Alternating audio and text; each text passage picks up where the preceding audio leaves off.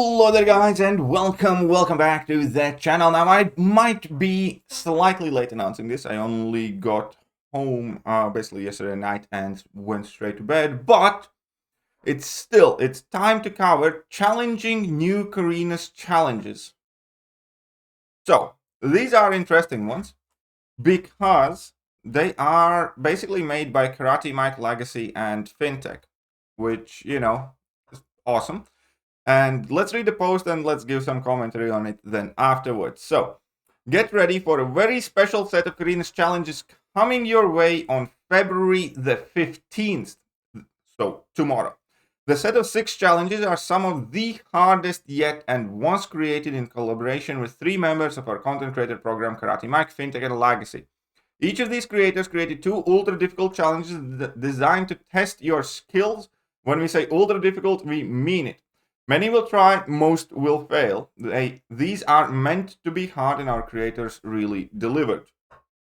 You'll be able to earn some juicy rewards, including special 6-star champion selectors, 7-star shards, special custom emotes designed in collaboration with our creators, and even a special 7-star champion selector containing Spider-Man 2099, Spider-Man Stark Enhanced, or Massacre for finishing all 6 of these objectives. Summoners that complete any single objective will earn a piece of King Groot Deathless. Make sure to show your creators, to follow our creators, and maybe we'll be nice enough to drop some hints for you all. And there have been hints from these creators. From FinTech, his hint was it's definitely not going to be itemless. From Legacy, it was ascend your 5-star Stark Enhanced Spider-Man. And from Karate Mike, it was Zemogate is real. So take with that and do what you will. Now, objectively speaking, and this is absolutely no disrespect or no ill will to any of the creators in particular or Karate Mike, but I am so happy that it is a selector. Because if your options are in between Stark Enhanced Spider-Man, Massacre, and you end up pulling Spider-Man 2099, I would throw my phone out of the window or smash it in the wall. That would be such a devastating turn of events. That would be like, pulling Groot as your first 6-star or something. That would be awful. And realistically, it's like one of these is not like the other. And obviously, we all like champions that we do, and there's absolutely nothing wrong with it. And that said, thank God it is a selector. Now, on a personal note, I mean, like, it's realistic that 99 or 98% of the people are going to go either with Spider-Man Stark Enhanced or Massacre. And I am kind of caught into a fairly rough spot here myself, because my Stark Enhanced Spider-Man is only a rank 4. My Massacre is a rank 5. Also, if I do pick Massacre, it will be much harder for me to rank him up in near future, because there are at least 2 skill rank ups that are kind of overdue, and I'm like low on the skill catalyst. If I pick Stark Enhanced Spider-Man, he could potentially go up the minute I get him. So it is still one of those. I definitely prefer Massacre as a champion, where Stark Enhanced Spider-Man might be the better way to go for me. So I'm still, as of this moment, somewhat undecided who am I going to pick. Overall, all things being equal, if your catalyst situation is similar, if your rank up situation is similar, I would definitely prefer and go with Massacre overall.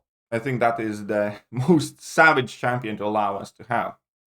Now, all that being said, so it is clear that these are going to be Korean challenges, so the reward should be quite juicy in terms of rank up materials and everything else.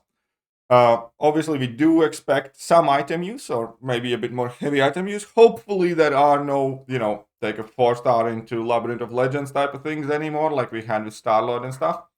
But I will 100 million% be streaming this immediately and swearing at every single one of these content creators as I get wrecked by their challenges. I'm kidding. Hopefully, it's going to go relatively smooth. Again, when it comes to endgame content, I am much more glutton for punishment than most people are, and I fully accept that. So it is, again, expected that I might not necessarily feel as discouraged or dissuaded as some of you will, especially just coming out of Winter of Woe controversy with the Absman fight with the robot objective and, community's response to that. I certainly hope that this is significantly less controversial and the difficulty level isn't necessarily as jacked up, as it could be. That said, this might be a solid 1-2 punch as well to push some people even further away, because Winter of Woe definitely has put a dent in people's desire to do the top end content if they were not necessarily at the very tippy top of the game. Again, to be perfectly realistic, as for me, myself, and I love those type of challenges. I love that type of content. And I know that there will immediately be comments in the sections like, because all you do is play this game and because you have a massive account and this and that and that. And that all is true. I'm not pretending that it isn't. I understand that I play and view this game at a level that's not, a commonplace in the game. And there are many, many more players who take things more casually or haven't played for as long and so on and so forth that don't necessarily enjoy challenging content as much as I do. At the same time, my argument here always is whenever an easy content comes out and I say that I think it's too easy, the mandatory pushback is this content isn't made for you. This content, not every content needs to be for whales and stuff like that. And I agree with that. There is tons of content in this game on a monthly basis that's just, not exciting for me, but probably exciting for a significant portion of the player base. There's tons of content coming out on regular basis, including, the transition of story content being significantly weaker that will appear to larger group of players than, the more challenging one. And that is perfectly fine. Only thing that I'm saying is that this reverse should be true as well. Kabam should be able to release hard, challenging content that is, meant for the sweatiest of tryhards. And the rest of the player base, I think, needs to do a slightly better job in accepting that too, which definitely has not been the case. Because it's easy for all of my viewers in the comment section to tell me this content isn't made for you, stop complaining or, stop saying something. And fair enough. So I have come to accept the fact that story content's easier and it's not going to be as exciting. I have come to accept that most of the monthly content isn't particularly difficult and isn't, engaging or exciting to me. I'm just happy that I get to play my battlegrounds against the best players in the world, as long as that game mode actually gets a bit more love, and the Alliance War, and then the occasional hard thing that comes into the game. Ultimately, there are levels to everything, and something can still be made in absolute BS fashion, but that line changes from player to player. Things that I consider BS, some other people might not, and things that most people consider BS, I might not.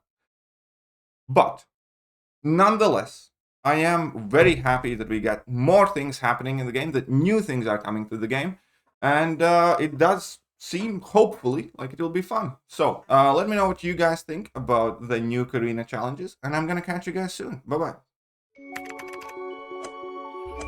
Hello there guys, and welcome back to the channel. So we have all the information about the next